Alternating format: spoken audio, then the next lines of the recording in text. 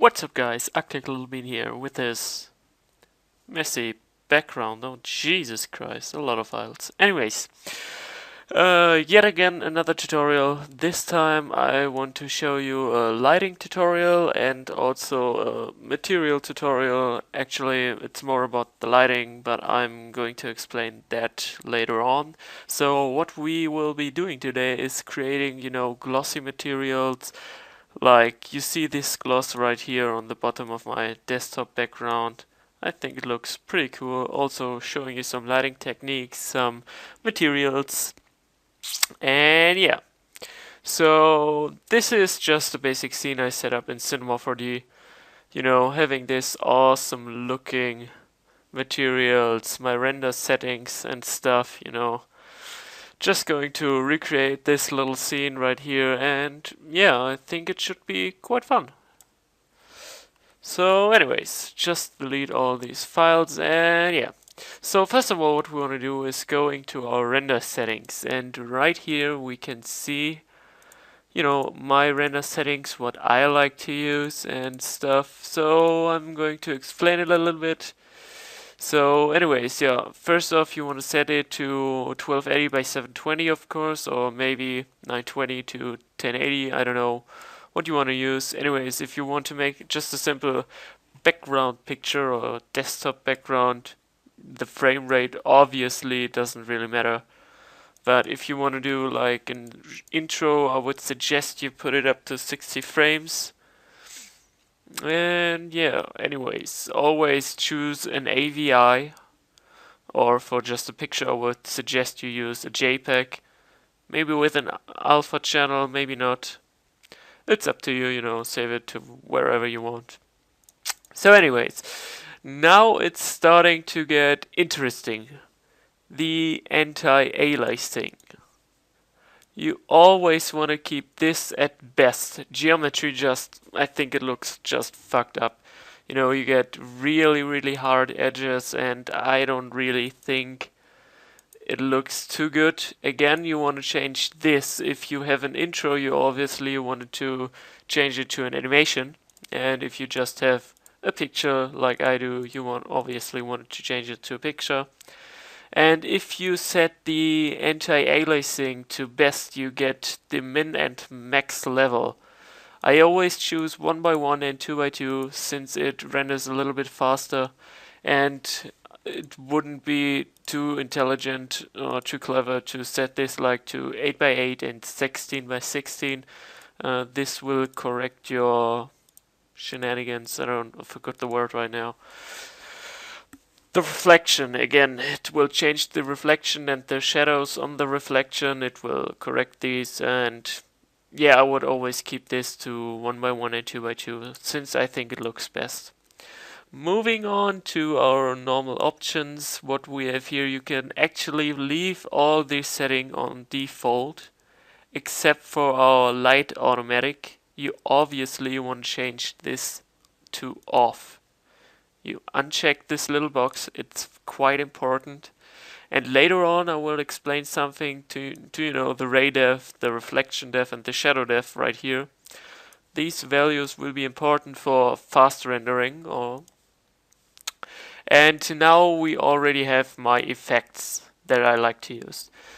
When you want to add these effects, you just click on the effect button right here and you have all your effects basically showing. I will just delete these to show it to you. I always like to use ambient occlusion and global illumination, and these two, they will just give you so realistic scenes, realistic reflections, nice shadows, and all that stuff. And like a couple of days ago, I discovered a new effect I like to use. It's the glow effect, just the glow effect.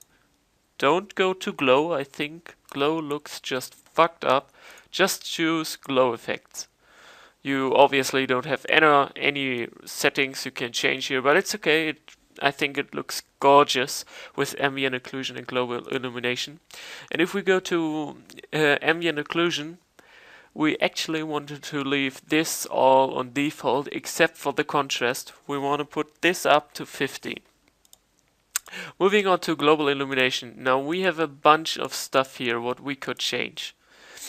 I usually change these settings to get like fast rendering. If I want to, you know, get fast rendering, I always change this to low.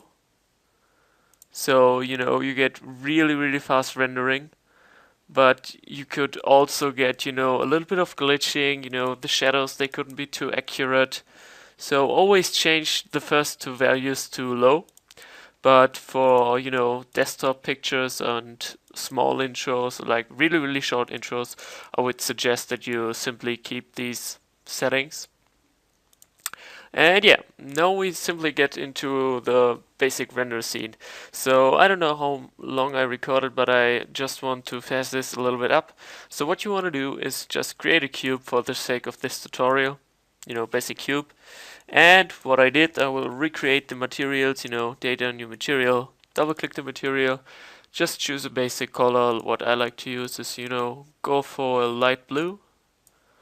Simply add a reflection, tick the reflection box, set it to like 15, and you want to add a glow. 30 should be enough right now. And then you just simply want to drag this onto your cube. And the next step is going to be the actual lighting. You want to create a plane. Now what we want to do is just change the width and the height to like about 2000 to get like a decent outcoming. Yeah, I know that it's what happened. 2000, and what we want to do, Control C, Control V to duplicate our plane. The upper one we want to simply change this, the P value, you want to change it to 90. So it rotates our plane like 90 degrees. Then you want to copy the first plane and the second plane. You want to click this little window up here, and you should get these for Windows, so on different views on our project that we're working on right now. So the bottom plane and the plane here on the back, we just leave it like that. And the two planes we just created, we want to go to this plane and drag it right in the front so we can't see it anymore, like so. And this plane, we want to drag it this above. Now, obviously, this doesn't look too good. Just want to move my cube a little bit to the middle. Drag it a little bit up. Obviously, this doesn't really look too good. So now what we want to do is simply add another new material for our background. This time I will be going for red color. Again, add some reflections. This time a little bit less reflection, like 30 or something, and a little bit of glow, like 15%. Drag this on the two planes that we can actually see. And for the ones that we can't see, we want to go to Data, Material, Load Material Preset. You go to Prime, Materials, HDRI, and I got a bunch of these, but you should only have like 2, which doesn't really matter. You just choose one, and you want to drag the HDRI material onto your two planes. So what these will do, they actually come with their own lighting. So if I just check one of these materials right here, you can actually see they have a glow, they have a texture on it, and that's basically the mystery of the HDRI materials. So now we got our basic scene set up, and if we want to have a fast rendering, you simply go to your render settings, you go to options and change the ray depth to 7, the reflection depth to 3, and the shadow depth also to 7.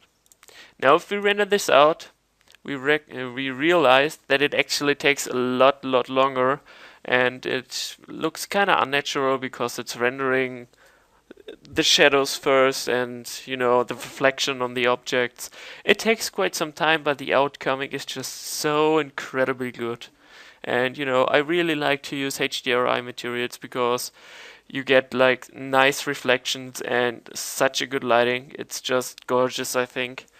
But instead of using HDRI materials, you could simply create, you know, new material, uncheck color, and, you know, check glow and put it to 100 or make it, I don't know, give it a color or not. You can make such good looking things. Just like this. I think it looks really realistic. Really like the outcoming. Using HDRI materials for quite a while, and yeah. So that's basically the tutorial. I hope I could teach you something about, you know, HDRI materials and lighting in general in Cinema 4D. And yeah, see you guys.